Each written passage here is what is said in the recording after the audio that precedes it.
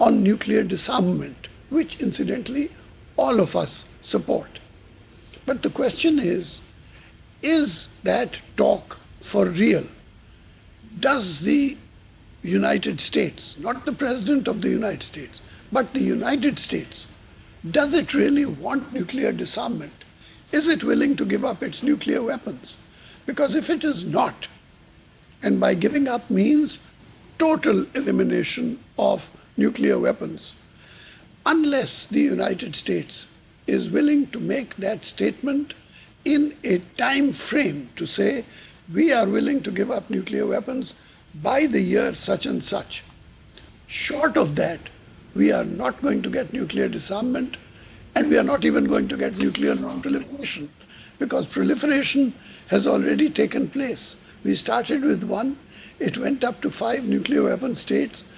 3 others have added themselves, Israel, India, and Pakistan. Another one, which is North Korea, and for all you know, perhaps half a dozen other countries are preparing to proliferate.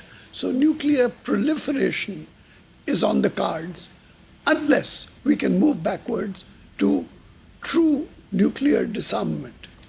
And I'm not sure as to whether that is the objective. I'm not sure whether that is the policy, because there was a summit meeting here in the United Nations with President Obama himself chairing that meeting. It was supposed to be about nuclear disarmament, but when you read the final document, you find that all of it is about nuclear non-proliferation. In fact, we used to talk always, the formula was nuclear disarmament and nuclear non-proliferation. And now we find that in the summit meeting, the terminology used is the other way around, nuclear non-proliferation and nuclear disarmament. And so I'm afraid it looks to us as if our mouth is not quite where our statement, where our pocket is. And so to resolve this problem now, I would like to ask Mr. Rydell, who is the ranking expert on the subject and a person of great character and integrity, because there's too much hype surrounding these words. Mr. Rydell, tell us the truth. You are in front of students who have the right to know the truth. And what we want to know is, A, is nuclear disarmament a true objective in a time-bound time frame? And number 2, if not, how can you ever possibly ensure nuclear non-proliferation when everybody is proliferating? And when the United States itself has now agreed to proliferate by signing a treaty, a proliferation treaty with India, strictly in violation of the Nuclear Non-Proliferation Treaty. And so let's all proliferate and live happily ever after. Of the floor. Well, I think the best way to address your question is by beginning with some historical comments about what the UN has been doing over these last 6 decades or so to address disarmament. I'd like also to try to talk about what the word means, disarmament, and to provide a little bit of context. And I will come back and answer his question, but I do want to give this historical context so that you'll be able to understand that we have a long record of experience here in the UN of trying to address these issues. And there have been some great successes, but also there's an enormous amount of work that still remains to be done. The fact that we haven't achieved all our goals is not necessarily a fault of our institution. It may relate a lot more to challenges of political will among our member states. And that's a point I'll come back to later. The Charter of the UN was signed before the first nuclear weapon had ever been used.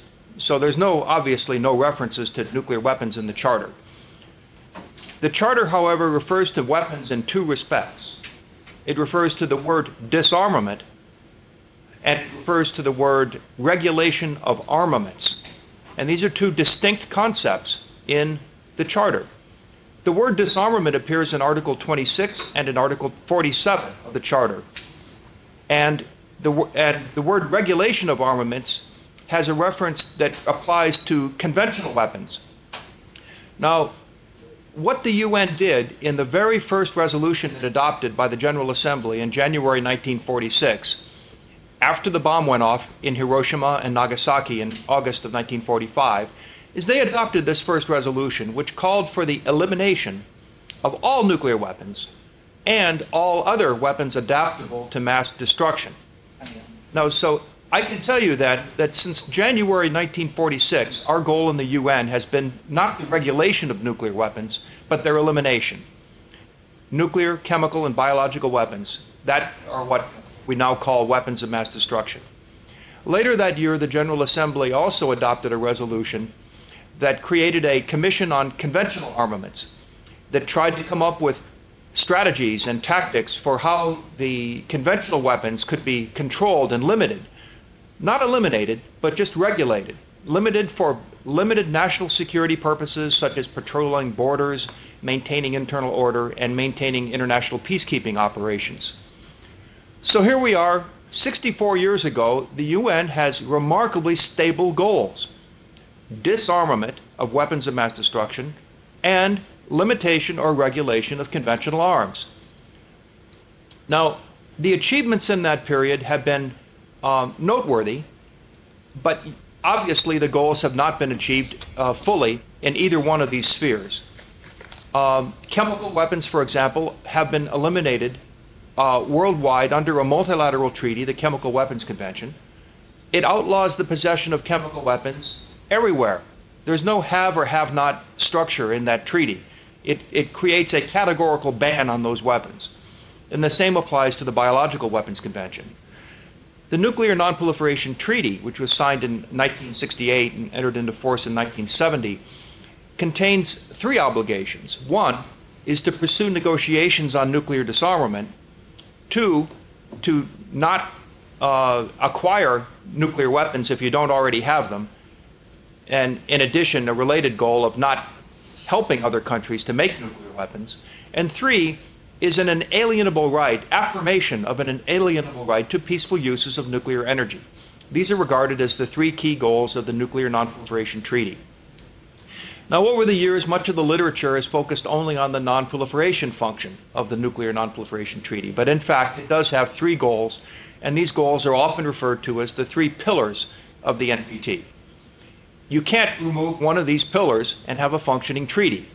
It's a little bit like the human body. It's like having a brain, a heart, and lungs.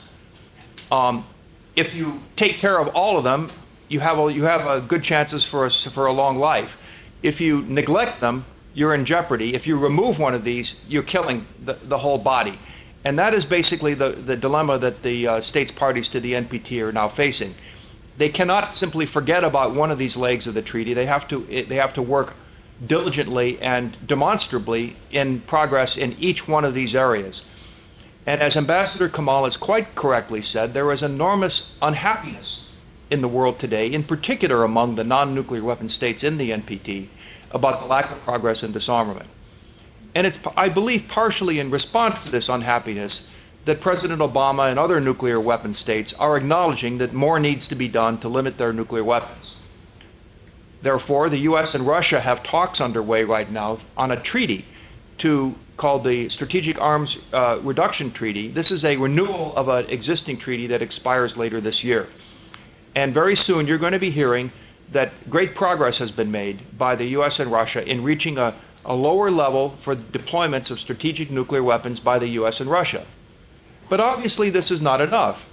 These negotiations between the US and Russia will continue next year for even lower levels, and I hope will address issues of actual physical destruction of weapons rather than putting a ceiling on deployments. But that leaves other problems. It leaves the other three recognized nuclear weapon states of Britain, France, and China. They too have got to contribute. They don't quite have as many nuclear weapons as US and Russia. US and Russia have 95% of the world's nuclear weapons, which currently are about 23 or 24,000 in number.